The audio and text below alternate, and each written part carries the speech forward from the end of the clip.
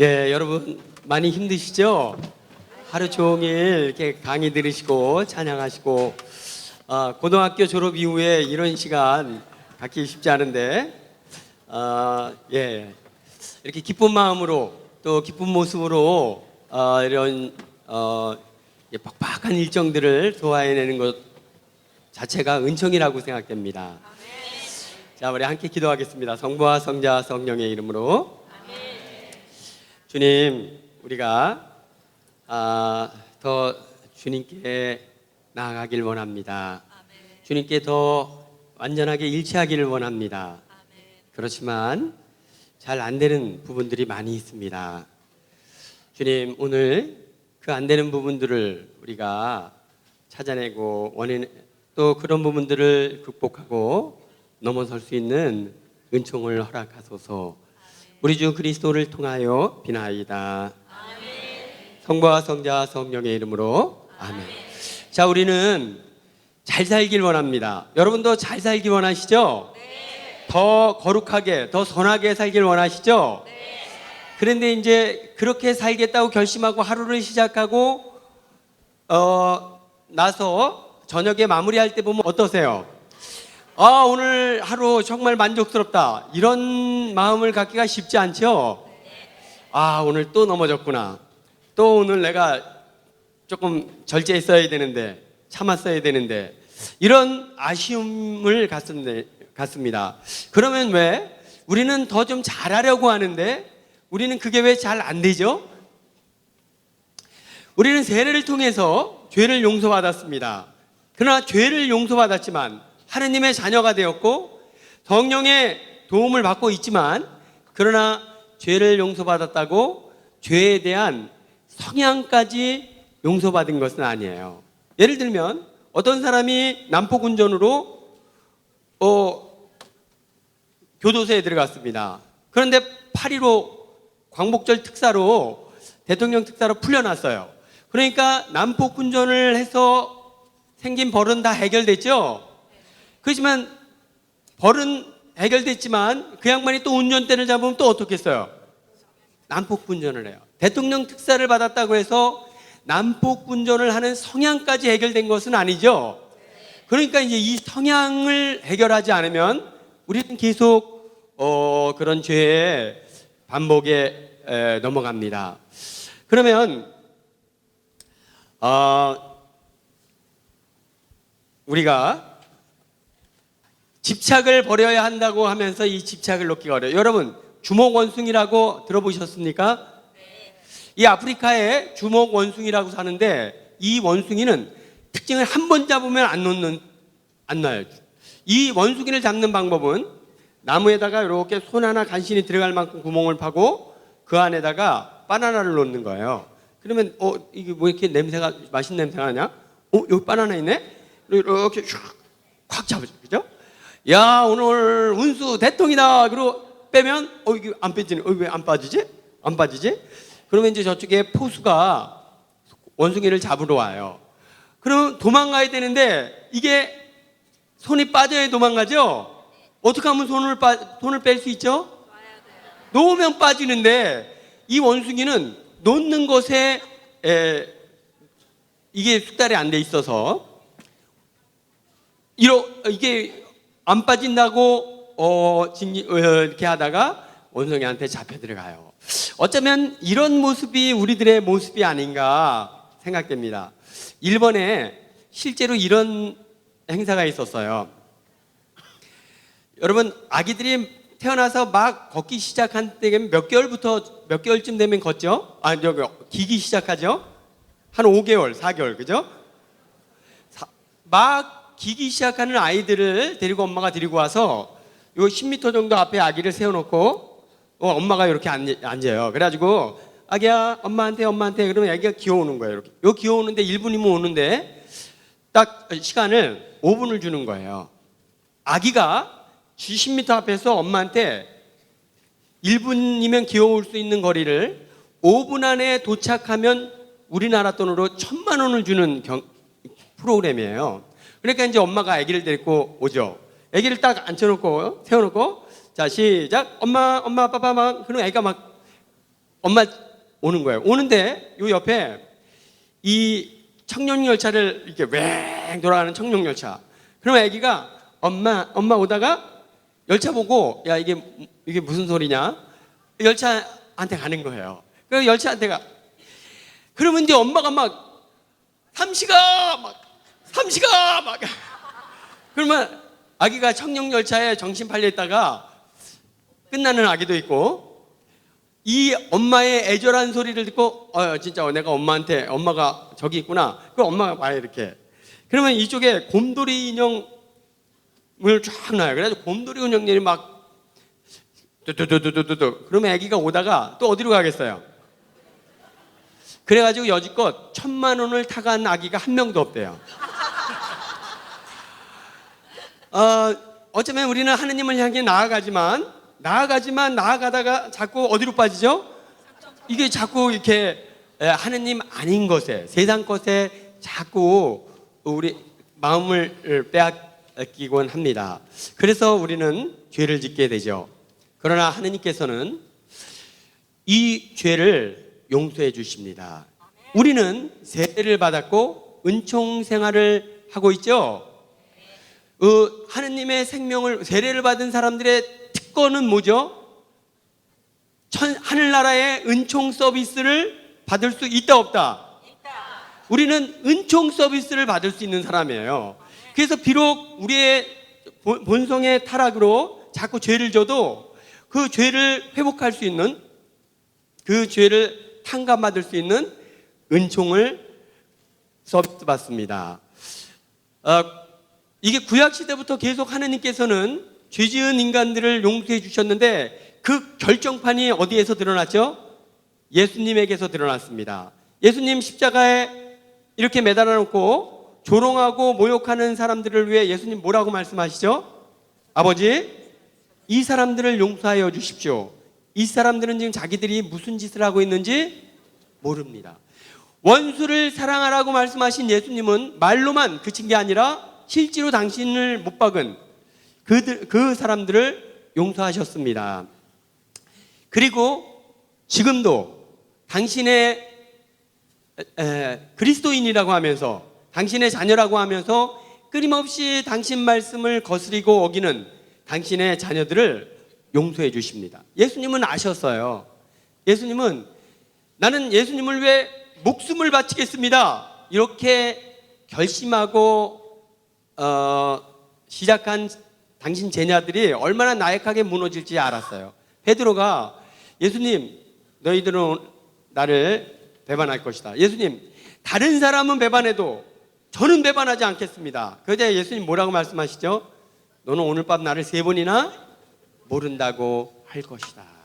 예수님은 제자들이 목숨 바쳐 사랑하겠습니다 이렇게 따라다녔지만 결정적인 순간이 딱 오면 다 도망가리라는 것을 알았어요. 어떻게 하셨을까요? 인간의 본성이 그렇게 나약하다는 걸 알아요. 우리는 세례를 받고 은총 충만합니다. 또 성령 세미나를 하고 은총 충만합니다. 이제는 예수님을 위해 목숨을 바치겠습니다. 얼마나 여러 번 결심했습니까? 그렇지만 그 결심이 잘 이루어집니까? 안 돼요. 그렇지만 예수님께서는 알고 계셨어요. 알고 계셔서 아까 우리 체험담에도 당신의 죄에 대해서 괴로워할 때 괜찮다라는 말씀을 계속 여러 차례 성모님이 하셨다고 이렇게 증언하셨죠. 그런 것처럼 괜찮다, 알아, 예수님 제가 또 죄를 지었습니다, 알아, 그럴 줄 알고 있어. 그러나 그거 걱정하지 말고 지금부터 잘해보자. 예수님께서는 늘 지금부터 잘해보자. 자, 큰 소리로 예수님께서는 번번이 죄를 짓는 우리에게 괜찮아, 지금부터 잘해보자, 이렇게 말씀하십니다. 자, 우리 자비로우신 하나님께 감사를 드립시다. 그래서 만들어 놓은 제도, 죄 지을 때마다 언제든지 죄를 용서받고 새롭게 시작할 수 있도록 만들어 놓은 제도가 뭐죠? 고해성사예요. 그러니까 고해성사야말로 하느님 자비의 선물입니다. 축복의 선물이고 은총의 선물이에요. 자, 이제 우리는 이 은총의 선물을 감사한 마음으로 대하는 것을 우리가 함께 나누고자 합니다. 그리고 우리가 고해성사를 통해서 10가지 고해성사를 봤으면 다음 달에 고해성사를 볼 때는 9가지가 되고 그 다음엔 8가지가 돼야 되는데 5년 전이나 지금이나 고해성사 레파토리가 거의 변한 게 없습니다. 저를 보면 그래요. 어떻게 여러분도 그렇습니까? 그러면 왜 고해성사는 이 자비의 성사를 5년 전이나 지금이나 왜 레파토리가 계속 똑같은가? 왜냐하면 고해성사를 통해 치유가 이루어지지 않기 때문입니다. 고해성사는 치유의 성사예요. 그러니까 고해성사는 죄를 용서해 주지만 그 죄를 짓게 하는 원인을 치유해 주는 은총의 성사이기도 합니다. 그래서 이제 우리가 고해성사를 통해 죄를 용서받을 뿐만 아니라 치유를 받는 방법까지도 우리 함께 묵상해 보고자 합니다. 저는 이런 분을 한 분 알고 있어요. 한 분은 굉장히 50대 중반인데 사업에 성공하셨어요. 돈도 많고 신앙도 열심히 하세요. 이분은 그래서 이제 돈도 많고 막 신앙도 열심히 하고 마음도 좋아요. 그래가지고 좀 불쌍한 사람이 있어서 도와주려고 지갑을 꺼내는 순간 경련이 일어나기 시작해요. 그래가지고 너무나 막 불편해 마음이. 그래서 다시 집어넣어요. 근데 이제 이게 젊었을 때는 처자식 먹여 살리느라고 내가 그래서 그런가 보다 하고 그냥 괜찮았는데 지금은 애들 다 장가 보내고 근데 하느님 은총으로 사업 성공하고 돈도 있고 신앙도 있고 내가 왜 이러는 내가 너무 싫은 거예요. 그래서 어떤 피정이 가서 당신을 왜 이러는가 봤는데 제가 아주 어렸을 때 초등학교 때 친구 집에 놀러 갔어요. 친구 집에 놀러 갔는데 이제 놀러 갔다가 이렇게 오는데 차를 타야 되는데 이 회수권이 없어요. 그래가지고 이거 어떡하지? 그러다가 옆에 중학생 형이 있길래 형 저 차비가 없는데 혹시 회수권 하나만 빌려주실래요? 이렇게 얘기를 했어요. 그때 이놈이 이 중학생이가 이 새끼인데 너 그지야? 웃기는 새끼가 이러고서 이제 갔는데 거기에 그 얘기에 완전 확 주눅이 들어가지고 얘가 그냥 거기서 걸어서 집에 왔어요. 근데 그날 비가 엄청 쏟아져가지고 흠뻑 맞으면서 1시간을 걸어서 집에 왔습니다. 다음 날 이 아이가 외출을 하려고 하는데 주머니에 돈이 없으면 이제 밖에 못 나가는 거예요. 그래서 아주 중요한 그래서 엄마 돈 좀 주세요 해가지고 주머니에 돈을 챙겨놓고 나가야 얘가 나가지. 아주 중요한 일이라도 엄마가 없어서 돈을 받을 수 없으면 그냥 안 나가고 말아버리는 이런 성향이 있어. 이 아이에게는 내 주머니에 돈이 떨어지면 내가 돈이 없으면 죽을 수도 있다는 어떤 그런 강박관념이 생기기 시작했고 그것이 자기 주머니에 들어온 돈은 밖으로 나가지 못하게 움켜잡는 그런 이제 힘으로 작용을 합니다. 그러니까 이 아이가 계속 고해성사를 보는 거예요. 가난한 사람이 있는데도 돈 있는데도 그냥 외면하고 갔어요. 그러니까 고해성사 보죠. 내가 가난한 사람들과 나누지 못했습니다. 다음에 또 같은 성사를 보는 거예요. 그러니까 이렇게 같은 성사를 보면서 죄는 용서받지만 그러나 뭐가 해결되지 않으니까 그 죄를 유발하는 원인이 해결되지 않으니까 계속 같은 성사를 보는 거죠. 그래서 우리가 성찰할 때 고해성사를 성찰할 때 죄를 성찰할 뿐만 아니라 왜 내가 그런 죄를 짓게 되는지 그 뿌리를 성찰하셔야 합니다. 우리 고해성사 볼 때 5단계. 첫째, 성찰. 둘째, 통해. 그죠? 셋째, 정계. 넷째, 고해. 고백. 다섯째, 보속. 그죠? 자, 이렇게 다시 한번 5단계 한번 볼까요? 첫째, 성찰. 둘째, 통해. 셋째, 정계. 넷째, 고해. 다섯째, 우리 아마 굉장히 이 5단계가 굉장히 낯선 분들이 많은 것 같아요. 간단하게 설명드리겠습니다. 성찰은 내가 고해성사 보기 전에 무슨 죄를 지었는지 깊이 있게 돌아보는 거예요. 내가 지금까지 1년 동안 어떻게 살아왔나, 하느님 뜻에 어긴 것이 무엇이나. 두 번째, 통해는 뭐죠? 그렇게 잘못 살아온 삶에 대해서 진정으로 어떻게 하는 것? 가슴 아파하는 거. 아파하는 거예요. 세 번째, 정계는 다시는 그렇게 하지 않겠다는 굳은 결심입니다. 결심. 그리고 네 번째, 고해는 고해사제와 앞에 와서 내가 이런 잘못을 저질렀습니다 라고 이야기하는 거죠. 다섯 번째, 보석은 이제 하느님께서 나의 죄를 해방시켜 주셨다는 그 기쁨에 대한 감사의 표시로 응당에, 그러니까 행위를, 보석을 하는데, 이것은 내가 죄진 인간이니까 그거에 대한 그냥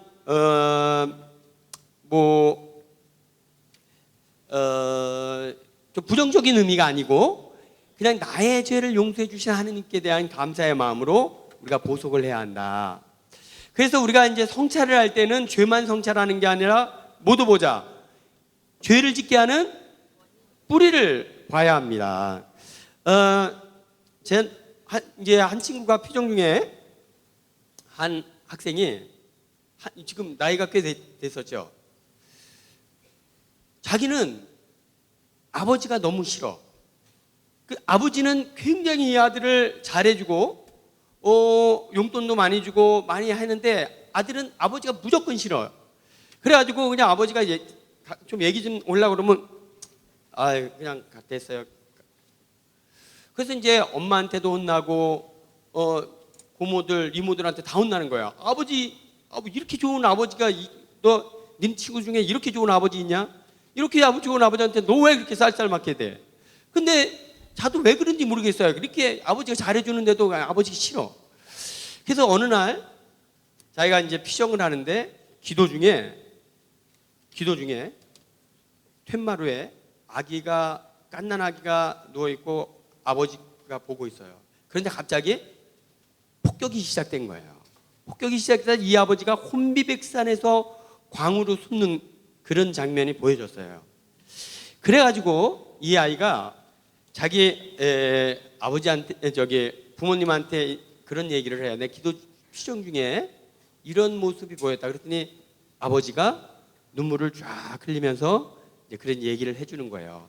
6.25 때 내가 너를 보고 있다가 마루에서 폭격이 시작했자 나도 너무 놀래가지고 그냥 기겁을 해서 숨었는데 알고 보니까 아이를 혼자 두고 와서 다시 돌아왔을 때는 애가 막 사색이 돼가지고 자지러져 있는 거예요. 이 아이는 그 이후에 무의식간에, 이 아이의 무의식간에는 아버지는 언제든지 나를 버리고 갈 사람이, 나를 배신할 사람이라는 이런 무의식이 사로잡혀 버렸어요. 아버지에 대한 신뢰가 안 가는 거예요. 그러니까 아버지한테 쌀쌀맞게 돼가지고 아버지가 대화를 걸어왔는데 제가 거부했습니다. 이렇게 고해성사를 매번 보는 거예요. 매번. 그러니까 이런 곳의 성사를 매번 보지만 해결이 의미가 없어요. 왜죠? 이게 이렇게 내가 아버지를 쌀쌀맞게 하는 그 뿌리를 찾아서 그것을 해결하지 않으면 죽을 때까지 아버지한테 쌀쌀맞게 되겠습니다. 이거 하다가 죽는 거예요.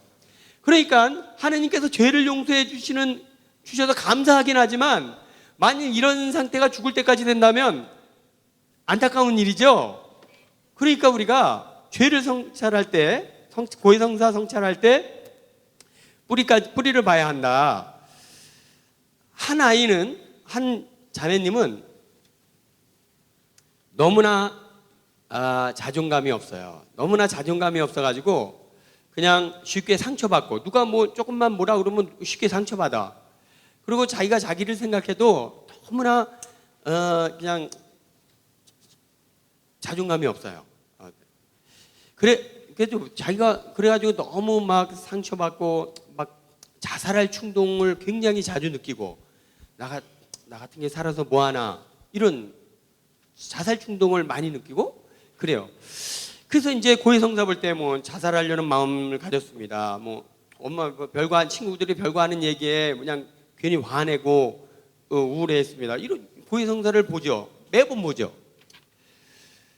그런데 왜 자기가 이렇게 자존감이 없는가 이렇게 나중에 봤더니 이 아이가 셋째 딸인데 첫째 둘째가 언니가 다 딸이에요.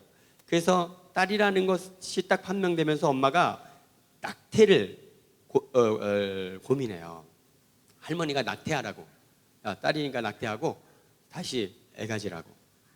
그래도 이 엄마가 낙태를 해야겠다라고 생각했는데 이제 고민을 하죠. 낙태할까 말까, 낙태할까 말까. 그러다가 시기를 놓쳐가지고 아기를 낳습니다. 아기를 낳았고 할머니는 이거 낳지 말아야 될 애를 낳았다고 막 그냥 갓난아기 때부터 뭐 거들떠 보지도 않고. 자, 이렇게 어린 시절을 보낸 거예요. 그러니까 이 아기는 그러면 여러분 태중에서 어떻겠어요? 가장 지켜줘야 될 엄마가 이거 없앨까 말까 이랬으니 그 아기가 그 뱃속에서 얼마나 막 불안, 초조, 긴장했겠어요. 그죠? 그리고 그렇게 태어난 아기는 나는 태어나지 말아야 될 존재였는데 낳았다는 그런 무의식이 생기게 되고 할머니의 냉대로부터 더더욱 그런 무의식은 강화되는 거죠. 이러니까 자기 존재감이 없어요. 누가? 그러니까 존재감이 없어서 계속 그런 부분들 때문에 그냥 죽어버릴까라는 생각을 했습니다. 고해성사 보지만 번번이 보지만 해결이 안 되는 거예요. 왜냐하면 뿌리가 해결되지 그런 죄를 유발하는 뿌리가 해결되지 않았기 때문이죠. 저는 또 이런 자매님도 봤어요. 한 40대 자매님인데 이쁘시게 생겼어요. 피정을 끝냈는데 누구한테 그 피정을 지도한 신부님한테 이렇게 머리를 이렇게 뒤로 제끼면서 귀를 보여주면서 신부님 제 귀 어때요? 이렇게. 그래서 보니까 자매님 귀 괜찮습니다. 좋으네요. 이쁘네요. 그랬더니 그냥 눈물을 쫙 흘리는 거예요. 그래서 자매님 왜 그러세요? 그랬더니 자기가 어렸을 때 초등학교 1학년 때 이렇게 앉아서 놀고 있는데 공기놀이 하고 있는데 옆집 아줌마가 지나가면서 귀를 이렇게 잡으면서 아유 너는 귀때기를 보니까 평생 빌어먹을 팔자다 이러고 지나가. 그러니까 얘가 내 귀를 누구한테 보여주면 안 되겠구나 이래가지고 그때부터 시작해서 그때는 아이가 40이 됐는데 한 번도 누구한테 자기 귀를 보여주지 않은 거예요.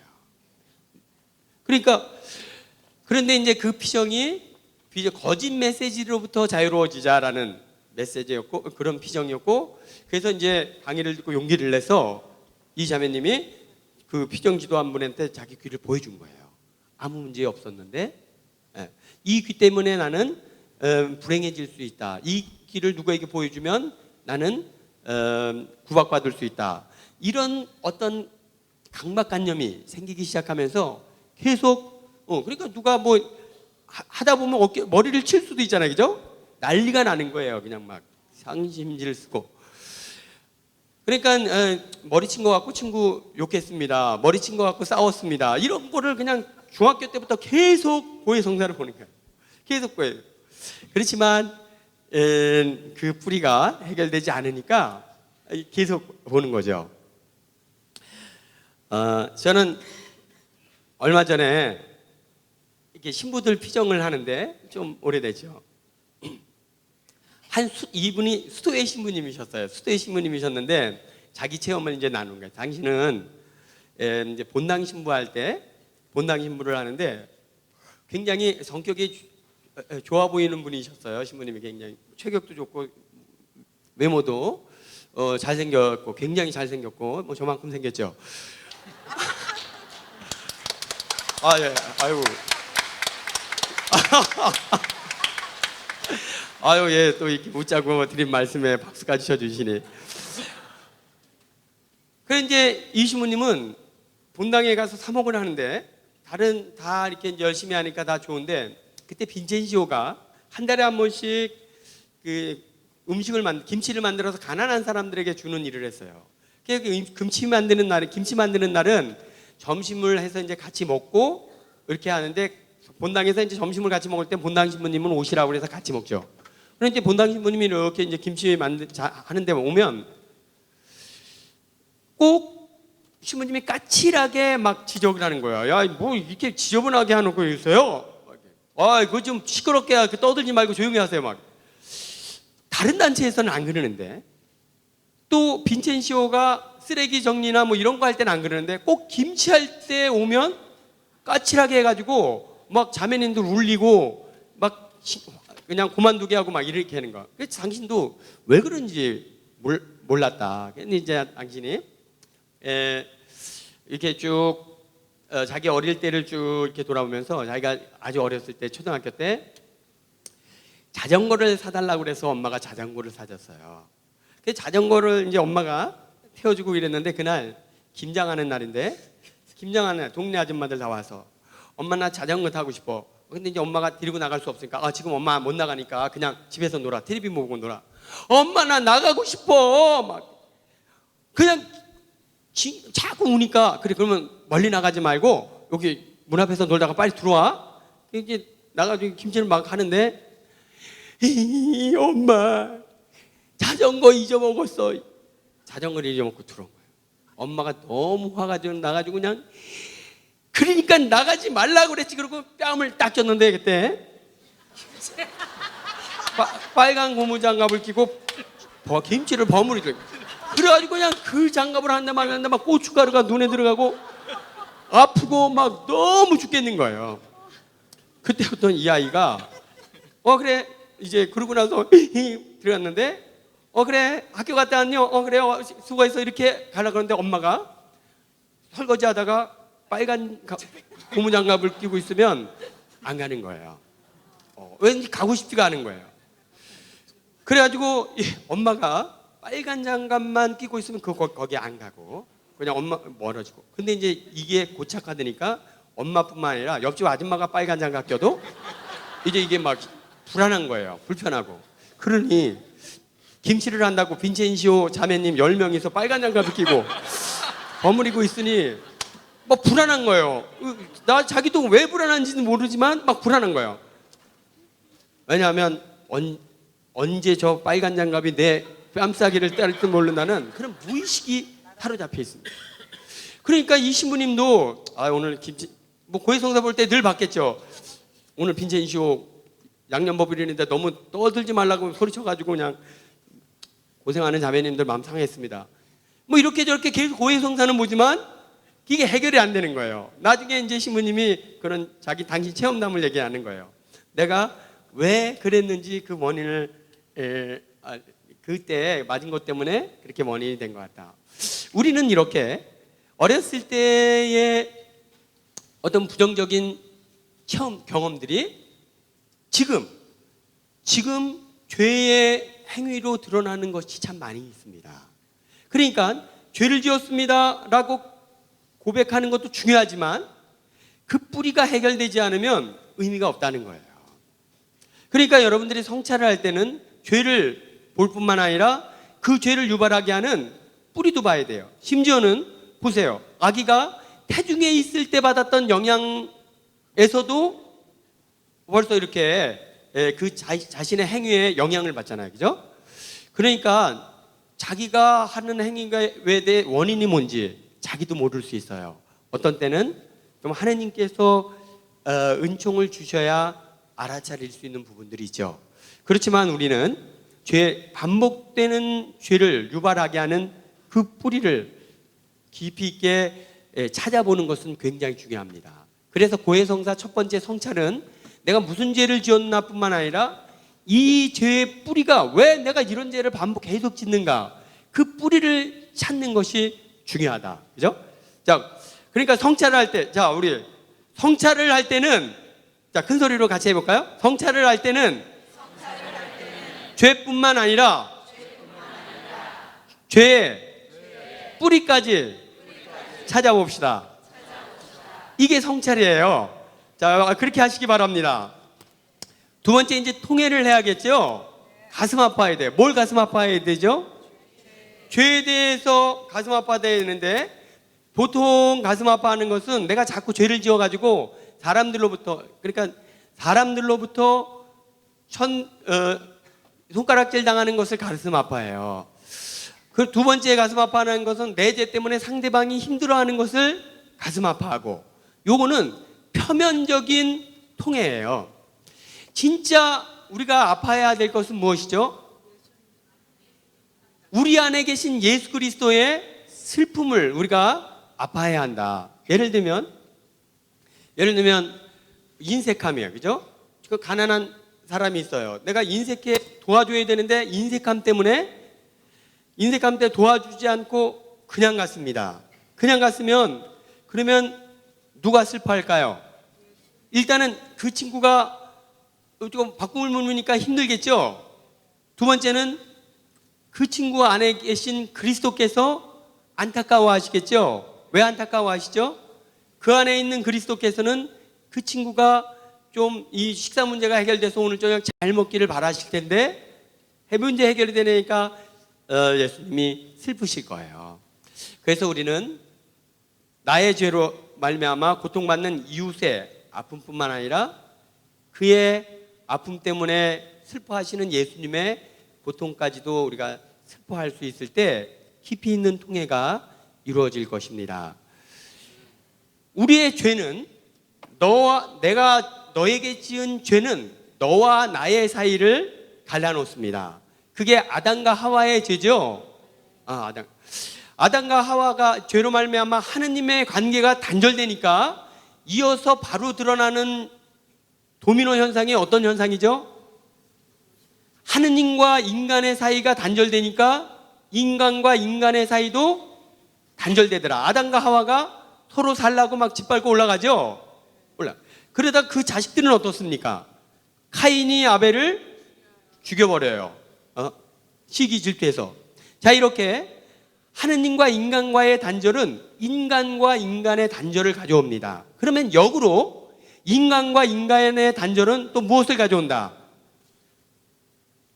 인간과 너와 나의 단절은 너와 너의 하느님과의 단절을 가져온다는 거예요. 이게 무슨 말이냐면 내가 도와줄 줄 알고 이렇게 좀 배고파가지고 좀 저녁거리 좀 주십시오. 그래가지고 도와줄 줄 알고 꺼냈다가 경련이 일어나가지고 다시 집어넣습니다. 그러니까 이 양반은 줄 줄 알고 이렇게 기대했다가 실망했죠. 실망하면서 인색한 인간, 이런 실망을 하죠. 이때 인색한 인간, 나쁜 놈이라고 이렇게 딱 생각했을 때 그 이미지가 그대로 하느님에 대한 표상으로 연결된다는 거예요. 인색하신 하느님이라는 표상으로 연결되면서 그와 그 안에 있는 하느님이 멀어지기 시작한다는 것. 이게 같은 부분들을 나눌 수 있어요. 아버지가 얘야 얘기 좀 하자. 됐어요 아버지. 그리고 갑니다. 그러면 참 가까이 하기 힘든 놈, 이런 상처를 입은 거죠. 가까이 하기 힘든 놈이라고 느꼈을 때 바로 그 아버지 안에 있는 그리스도에 대한 표상, 하느님은 가까이 하시기 힘든 분, 이런 관계가 전달되면서 그 상처받은 아버지와 아버지 안에 있는 예수 그리스도가 멀어지기 시작하는 거예요. 멀어지기 시작한다. 자, 마찬가지로 다 마찬가지겠죠? 우리가 자존심 없는 딸, 또 귀를 보여줄 수 없는 여인, 또 우리 김치 담글 때 히스테리 부리는 신부님, 그 빈첸시오 자매님들이 신부님에게 상처받고 나서 그 상처는 예수님은 참 대책이 안 섰으면 그냥 종잡을 수 없는 분이라는 그런 표상으로 연결되면서 그 나의 죄 때문에 그와 그 안에 계신 예수님의 관계가 멀어진다는 것. 자, 우리 안에는 하느님의 생명이 있습니다. 죄는 우리 안에는 하느님의 생명이 있는데 죄는 이렇게 우리 안에 있는 하느님의 생명을 약화시키기 시작해요. 소재는 조금씩 갉아먹는 것이고 대재는 한몫에 끊어버리는 거예요. 그래서 우리의 죄가 자꾸 우리 안에 우리가 세례로부터 받은 하느님의 생명과 생명의 연결점을 자꾸 약화시킨다. 상대방을 약화시킨다. 그러니까 나의 죄 때문에 그도 슬퍼하지만, 그도 고통받았지만 그도 고통받고 그 안에 계신 예수님도 슬퍼하시고 더욱 심각한 것은 그와 예수님의 관계가 점점 약화된다는 것. 나와 내 안에 계신 예수님의 관계가 점점 약화된다는 것. 이렇게 우리가 죄로 말미암아 힘들고 고통스러운 부분도 우리가 가슴 아픈 일이지만 하느님과 우리의 관계가 죄로 말미암아 약화된다는 것을 우리가 바라보고 또 안타까워해야 한다는 것입니다. 자, 이렇게 해서 우리가 통회를 할 때는 그냥 죄 지은 나의 모습을 안타까워할 뿐만 아니라 또 나 때문에 고통받는 이웃의 모습을 안타까워할 뿐만 아니라 그 안에 예수님의 관계를 생각하면서 연결해서 함께 생각할 때 더 깊은 통회가 이루어질 것입니다. 자, 그러면 이제 결심을 해야겠죠? 어떤 결심이죠? 다시는 죄를 짓지 말자. 다시는 죄를 짓지 않으려면 어떻게 해야겠어요? 내가 이제 인색함에 그 양반, 그 아저씨, 사업하는 아저씨, 다시는 인색하지 말자 결심하지만 이게 잘 됩니까? 안 되죠? 그럼 뭘 해결되죠? 뿌리를 해결돼야죠? 그럼 뿌리를 해결하려면 어떻게? 이제 그 상태로 가야 합니다. 내가 어렸을 때 회수권을 달래했을 때, 형, 회수권만 하나 좀 빌려주세요. 이 새끼 너 그지야? 이렇게 했을 때 면박당했고 주눅당했고 그리고 1시간 동안 비를 맞으며 집에 걸어갔던 그 시간으로 돌아가서 그때 나에게 상처를 준 그 형을 용서할 때 이 문제가 해결되기 시작할 것입니다. 그리고 우리가 상처받았다는 것은 외로움 때문에 상처받는 것이거든요.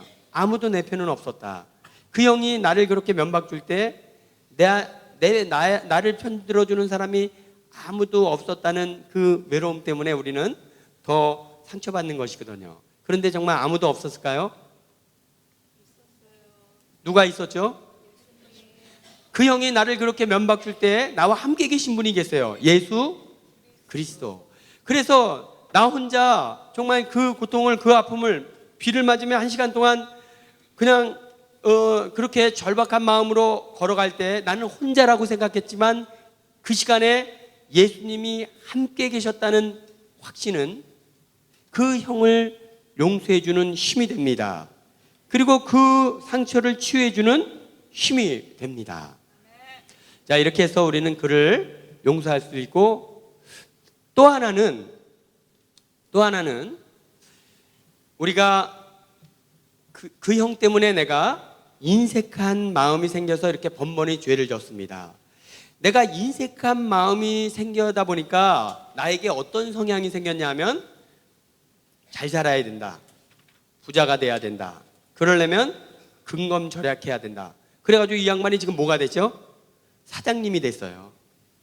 이 양반이 어쨌든 사장님이 돈을 수전노처럼 긁어 모았다 하더라도 어쨌든 근검절약해서 사장님이 된 것은 돌아보면 또 누구 때문이죠?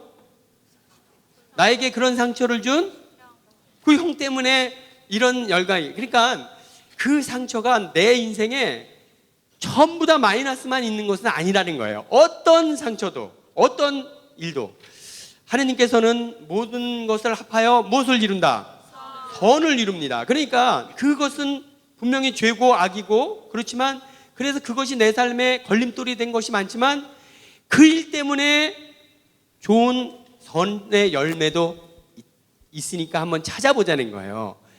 그것이 찾아졌을 때 나에게 그런 아픔을 준 형을 우리가 쉽게 용서할 수 있다. 그런 이제 말씀입니다. 우리 아버지가 싫은 아들도 마찬가지겠죠, 그죠? 아버지 정말 이분의 그 고백은 그거예요. 제가 어떻게 이제 피정을 하다가 그런 장면이 보여졌고 이제 아버지가 그런 사실을 알려줬어요. 그때 이제 이 청년은 기도합니다. 하느님, 도대체 이게 말이나 됩니까? 아니, 아버지라는 사람이 갓난 아기를 놔두고 자기 혼자 살겠다고 도망가는 게 말이나 됩니까? 어떻게 그럴 수 있습니까? 막 원망하고 절규했죠. 그런데 그때 그렇게 정치 앞에서 진짜 그게 아버지입니까? 막 이렇게 절규하고 있는데 그때 그 마루에서 사색이 돼서 자지러지게 우는 그 아기 머리맡에 누군가가 보이는 거예요. 그래서 그가 누군가 했더니 예수님이 그 홀로 울고 있는 아기 앞에 보이면서 아버지는 너를 버리고 도망갔지만 나는 너와 함께 있었다. 이 음성을 듣습니다. 그래서 이분은 그 아버지를 용서하게 되고 그 상처를 치유받게 되고 그리고 다시 이제 아버지와 화해할 수 있었어요. 더군다나 이 청년은 나는 아버지한테 아버지하고 그냥 얘기를 하고 싶지 않은 거예요. 근데 자기가 잘못하면 아버지한테 혼나야 되잖아요, 그죠? 그러니까 혼나는 얘기도 듣고 싶지 않은 거예요. 그러니까 어떻게 해야 된다? 아예 혼날 일을 안 해버리는 거예요. 그래가지고 범생이가 돼버렸어요. 아니 그러니까 이게 이제 아버지한테 싫은 소리를 듣게 시작한테 아주 모범적인 학생이 돼버립니다. 그래가지고 공부도 잘하고 우등생이고 이렇게 하죠. 결국 물론 그 상처는 이 아이에게 아픔이지만 이 아이가 아버지한테 내가 싫은 소리 듣지 않겠다고 철저하게 모범적인 생활을 했고 공부도 열심히 했고 그래서 좋은 대학 가가지고 이게 좋은 대학 가가지고 이렇게 한 것은 누구 때문이다? 그것이 영향이 됐다는 거예요. 그래서 그 아버지는 생각하면 내가 너무 지금도 화가 나지만 그래도 그 일 때문에 이런 좋은 열매도 맺어졌다는 것을 인정할 때 우리는 그 상황을 훨씬 더 열려진 마음으로 바라보게 된다는 거예요. 그러니까 여러분도 지금 섭섭한 생각들이 있죠? 섭섭한 기억들이 있어요. 그것 때문에 내 인생이 이렇게 됐다. 그것 때문에 내 신세가 이렇게 됐다. 그렇지만 그것 때문에 내 신세가 이렇게 됐지만 그것만 있는 게 아니에요. 열매가 찾아보면 그것 때문에 내가 오늘 여러분들이 이렇게 성령 세미나 하고 있는지 몰라요. 여러분들이 독스 얘기는 누구 때문에 그 문제 해결하려고 그냥 기도에 들어가서 밤새도록 기도하고 이러다가 여러분들이 하느님 만난 그런 부분일 수 있죠, 그죠? 왜냐하면 속편한 분들은 기도에 안 나오시거든요. 뭔가 정말 하느님 말고는 해결해 줄 수 없는 어떤 문제가 있으니까 그냥 주일미사만으로 안 되고 기도에 나오고 철야 나오고 이런 대회 나와서 주님 이 문제를 누가 해결할 수 있습니까? 주님 말고 이걸 누가 해결합니까? 주님 이러다가 하느님 만나는 거거든요. 그러니까 나를 힘들게 하는 그 십자가가 꼭 부정적인 열매를 맺는 게 아니라 긍정적인 열매도 맺었다는 것을 인정할 때 그때 그 부분을 감사하게 받아들일 수 있고 용서하고 화해할 수 있겠죠. 자, 그러므로 이제 나에게 아픔을 준 그 모든 사람들을 용서하고 화해하고 그렇게 할 때 치유가 일어나고 그런 사슬로부터 우리는 해방되게 될 것입니다. 자, 이렇게 해서 정말 여러분들이 나에게 그런 아픔을 준 그 사람들을 용서하고 화해가 됐다면 이제 네 번째 단계 뭐죠? 고백이죠? 고백하셔야 돼요. 그래가지고 하느님께 나와서 이렇게 고백하는데 고백은 내가 무슨 죄를 지었습니다. 이렇게 시부님께 고백을 하는데 물론 그렇게 고백을 합니다. 그러나 고백의 이 의미는 내가 지금까지 무엇에 붙들려 살았다. 여러분들이 죄를 짓는 사람은 무엇에 붙들려 살았죠? 거짓 메시지에 붙들려 살았어요. 거짓 메시지. 여러분 보세요. 이 인색한 50대 중년 아저씨는 어떤 거짓 메시지에 붙들려 살았죠? 네 주머니에 있는 돈을 누군가에게 주고 나면 너는 죽을 수도 있다는 이 거짓 메시지. 네 주머니에 돈이 떨어지면 너는 죽을 수도 있다는 이 거짓 메시지에 붙들려 살았어요. 그러나 여러분, 주머니에 있는 것을 누구하고 나누면 나눴다고 해서 죽습니까? 죽지 않는데 그 거짓 메시지가 나를 그렇게 붙들어 맨 거예요.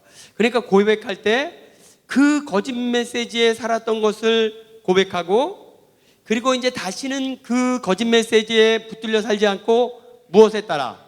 하느님 말씀에 따라, 성령의 인도하심을 따라 살겠다는 결심이 바로 고백의 시간입니다. 그죠? 여기 보면 그 아버지가 실은 아들은 어떤 거짓 메시지를 잡혀서 평생을 살았죠? 내 아버지는 언제 나를 버릴지 모르는 믿을 수 없는 사람이다 라는 이 거짓 메시지에 묶여 산 거예요. 그리고 이 거짓 메시지를 갖고 이 사람을 꽁꽁 묶은 놈은 누굴까요? 사탄이. 네 아버지 이런 아버지인지 몰라? 네 아버지 믿고, 야, 네 아버지 이런 아버지하고 가까이 지내봐야 너한테 도움이 될 게 뭐가 있어? 끊임없이 사탄은 이 상처를 붙들고 거짓 메시지를 속삭이면서 한 영혼을 붙들어 맵니다. 말씀대로 살지 못하고 또 성령의 빛을 따라 살지 못하게 붙들어 매는 것이죠. 자존감이 없는 딸은 어때요? 엄마 태중에서 날까 말까 막 이렇게 해가지고 딸을 붙들어 맨 거짓 메시지는 뭐죠? 넌 태어나지 말아야 했어야 돼. 너같이 비천한 인간이, 너는 태어나지 말았어야 될 인간인데 너 태어나가지고 왜 사람들을 그렇게 힘들게 만드냐, 이런 거짓 메시지에 묶여 있으니까 사탄이 그런 거짓 메시지를 묶어요. 그러니까 이 자매는 끊임없이 나는 태어나지 말았어야 되는데, 나는 여기 있지 말아야 되는데, 여기 있어봐야 도움이 안 되는데, 자존감이 없는 거예요. 자존감. 그런 거짓 메시지에 묶여서 살았다는 것을 고백하고, 주님, 시부님 제가 이런 거짓 메시지에 묶여 살았습니다. 이제는 이런 거짓 메시지에 묶여 살지 않겠다는 결심이 바로 고백의 시간입니다. 귀 때문에 평생 덮고 살았던 여인도 마찬가지겠죠. 너는 귀를 보여주면 사람들로부터 핀잔을 받을 수 있다는 거짓 메시지, 너는 네 귀 때문에 인생 불행해질 수 있다는 이 거짓 메시지에 사로잡혀가지고 그렇게 평생을 묶여서 살았습니다. 우리 히스테리 부리는 신부님은 어떻죠? 이 신부님은 빨간 장갑을 낀 사람은 위험해, 이런 거짓 메시지에 묶여 사니까 그냥 자매님들이 성당에서 빨간 장갑 끼고 일을 하면 괜히 불편한 거예요. 괜히 자매님 똑바로 좀 하세요 막 그런 거짓 메시지로 자기를 붙들어 매고 있는 거짓 메시지가 무엇인지를 알고 이제 그것으로부터 더 이상 영향받지 않겠다는 결심이 바로 고백의 시간입니다. 자, 그래서 고해소에 들어가서 이 상처로 인해 생긴 거짓 메시지, 나들을 붙들어 매고 있는 거짓 메시지를 끊어서 거기서 내려놓고 나오는 시간이 바로 고백의 시간이죠. 예, 그래요. 그렇게 해서 여러분들 다 풀어놓고 내려오시기 바랍니다. 그러고 나면 이제 우리가 뭘 하게 되죠? 보석을 하게 됩니다. 그러니까 보석은 나는 형편없는 죄인이라 벌을 받아야 돼, 그래서 보석해야 돼, 이런 개념이 아니고 하느님의 자비로, 여러분 진정으로 성찰이 되고 죄의 뿌리가 뭔지, 그리고 통해 정말 가슴 아파하고 내가 평생 내가 하느님을 이렇게 아파하고 이웃에게 못할 짓을 했구나 통해하고, 그리고 진정한 용서가, 나에게 상처를 준 사람과 진정한 용서와 화해가 이루어지고, 그리고 고해소에 들어가서 거짓 메시지를 딱 풀고 나오면 어떤 마음이죠? 하늘을 날아갈 마음. 아까 체험단 발표할 때도 들었죠? 체험단 발표할 때도 성령 세미나 때 고해성사를 보고 나니까 어떻더라? 날아갈 것 같더라. 적어도 여기 계신 분들은 세미나를 통해 그런 체험들이 있으시죠? 그런 체험. 그러니까 보석은 내가 죽을 죄인이니까 받는 벌이 아니라 뭐죠? 하느님께서 이렇게 내가 지은 죄를 다 용서해 주시고 치유해 주시고 회복시켜 주시고 나를 일으켜 세워주셨다는 것에 대한 무엇이 되어야 한다? 감사가 되어야 한다. 자, 큰 소리로. 보석은 하느님께 대한 감사의 행위입니다. 자, 이런 부분들이 우리 성서에 있어요. 예를 들면 인색한 중년 아저씨, 이 비슷한 거짓 메시지에 묶여 살던 사람이 누구죠? 자케오가 예수님을 만나서 거짓 메시지를 내려놓다 어떻게 얘기하죠? 주님, 저는 가진 것의 반을 가난한 사람들에게 주겠습니다. 그리고 저 때문에 억울하게 손해받은 거 있으면 4배로 갚아 주겠습니다. 이제 더 이상 이 물질이라는 것에 묶여 살지 않겠습니다. 아멘! 자, 이렇게 자케오가 고백하죠. 이것이 죄에 대한 벌이라는 느낌이 있습니까? 어떤 느낌이 드세요? 자케오의 이 고백에 정말 감사와 자유와 해방과 평화의 선물이죠. 아버지가 싫은 아들, 어때요? 비슷한 이야기가 돌아온 탕자의 비유에 나오죠. 아버지가 싫어서 아버지 제 돈 주세요. 저 가겠습니다. 아버지 같이 못 살겠어요. 나갔다가 정말 아버지 함께 있을 때가 아버지 곁에 있는 것이 행복이구나 라는 것을 알고 회개하고 돌아와서 뭐라고 말하죠? 아버지, 저는 아버지의 자식이라고 할 자격이 없습니다. 저를 품꾼으로라도만 써주세요. 아버지 곁에만 있게 해주세요. 이렇게 고백하죠. 이 고백에는 자기가 지은 죄 때문에 내가 벌을 받아야 된다는 그런 어둠이 있어요. 진정 내가 참된 아버지를 알게 되었다는 것에 대한 기쁨이고 환희입니다. 이제 아버지는 저에게 생명과 같은 분이니까 제가 아버지 밑에서 굶든 종노릇을 하든 그것은 더 이상 문제가 되지 않습니다. 좋으신 아버지와 함께 사는 것만이 저의 유일한 모습입니다. 이 어떤 해방의 모습. 또 자존감 없는 딸은 어떻습니까? 비슷한 이야기가 옥합을 깬 여인의 이야기가 나옵니다. 가늠하다 잡혔습니다. 예수님께서 다시는 죄를 짓지 말라. 하느님의 자비를 체험하죠. 그러니까 이 여인이 예수님께 와서 어떻게 하죠? 옥합을 깨. 그게 지금 시가 1,500만 원에 해당한다고 합니다. 여러분 1,500만 원짜리 깨가지고 여러분 본당 신부님 머리에 좀 발라드릴 분 계세요? 쉽지 않겠죠? 근데 이 여인은 그냥 딱 깨가지고 예수님 머리에 얹고 눈물로 발을 닦아드리고 머리카락으로 닦아드렸다.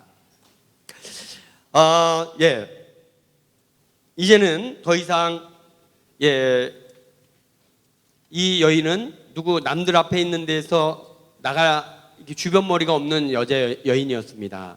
그렇지만 이제 내가 왜 이렇게 쭈삣쭈삣거리면서 살 필요가 없는데, 내가 주눅 들어서 살 필요가 없는데 그렇게 살았구나 라고 생각하고 이제 그 거짓 메시지를 풀고 나니까 이제는 바리사이들이 너 과거에 너 무슨 짓 했니 내가 다 아는데 어디 이렇게 얘기해도 그것이 문제가 되지 않더라. 자, 이렇게 우리가 거짓 메시지에서 풀려나면 이렇게 자유로운 삶을 살게 됩니다. 여러분, 그래요. 그래서 이렇게 해서 이제 이런 이야기들이 쭉 남아 있는데 이제는 우리의 문제로 돌아갑시다. 여기에 어떤 사람의 5명의 이야기를 제가 소개해 드렸는데 이 이야기는 남의 이야기가 아니라 나의 이야기입니다. 내가 번번이 반복되는 죄를 짓는 것은 그 죄를 짓게 하는 어떤 원초적인 죄의 뿌리가 있어요. 상처가 있고 거기로 돌아가서 그 상처를 준 사람을 용서하고 화해하고 그 상처를 이렇게 할 때 그 상처가 치유되고 주님께서는 그 은총을 주십니다. 주님께서는 당신 자녀들이 더 당신 자녀다운 모습으로 살기를 원하는데 필요한 은총은 무엇이든 주십니다. 예수님 말씀하시죠. 청하여라. 무엇이든 받게 될 것이다. 여러분, 청하면 무엇이든 받습니까? 무엇이든 받는다면 대단한 거죠. 그러나 여기서는 이 예수님께서는 청하면 무엇이든 받게 될 것이라는 것은, 여러분, 로또 1등 되게 해달라고 많은 분들 기도했을 텐데 1등 되셨어요? 안 되거든요. 여기서 청하면 받게 되리라는 것은 하느님의 영광을 드러내는데 도움이 되는 것을 청할 때 그것은 100% 받게 되는 거예요. 하느님의 자녀이면서 더 하느님 자녀다운 모습으로 성장하기 위해 필요한 것이 있으면 아무것도 주저 만들고 청하여라. 받게 될 것이다. 내가 하느님의 자녀로 자유롭게 사는데, 이 죄의 굴레에서 벗어나는데 필요한 상처의 치유가 있어요. 그 상처의 치유가 돼야 내가 정말 더 하느님의 자녀답게 자유롭게 거룩하게 살 수 있다고 한다면 그 청은 하느님께서 들어주십니다. 그러니까 이제 그런 상처들을 보고 그 상처들을 치유해 주시도록 기도하고, 상처의 치유를 받고 우리를 묶고 있는 거짓 메시지를 끌어버리고, 그리고 이제 말씀을 따라 사는 이런 삶이 바로 출애굽의 여정입니다. 이스라엘 백성이 파라오의 손아귀에서 홍해를 건넜던 것처럼 이 고해성사의 5단계는 출애굽의 여정이에요. 그래서 여러분들이 이 고해성사를 통해 진정으로 출애굽을 체험하셔야 합니다. 해방을 체험하셔야 돼요. 치유가 동반될 때 고해성사는 우리에게 진정한 자유와 해방을 맛보게 할 것입니다. 아까 체험 발표할 때 고해성사를 보고 났더니 막 하늘을 날아갈 것 같다. 그것은 고해성사 안에서 치유가 일어났기 때문입니다. 내적 치유가 일어났기 때문이죠. 그럼 자기를 묶고 있던 거짓 메시지의 끈을 끌어버렸기 때문이죠. 이제 더 이상 사탄이 발붙일 발판을 치워버렸기 때문에 느껴지는 해방과 자유와 기쁨인 것입니다. 여러분, 이렇게 고해성사는 하느님께서 우리를 더욱더욱 성숙한 신앙인으로 성장하도록 주신 선물이세요. 그러니까 그러니까 여러분들 고해성사를 사랑하시기 바라요. 그리고 고해성사를 정말 치유가 이루어지는 수준으로 깊이 있게 본다면 이 고해성사야말로 우리 하느님의 고귀한 선물 중에 선물이 될 것입니다. 이렇게 멋진 성사로 우리를 매일매일 새롭게 갖고 가시는 주님께 감사의 박수를 드립시다. 아멘. 영광이 성부와 성자 성령께, 성부와 성자 성령의 이름으로 아멘.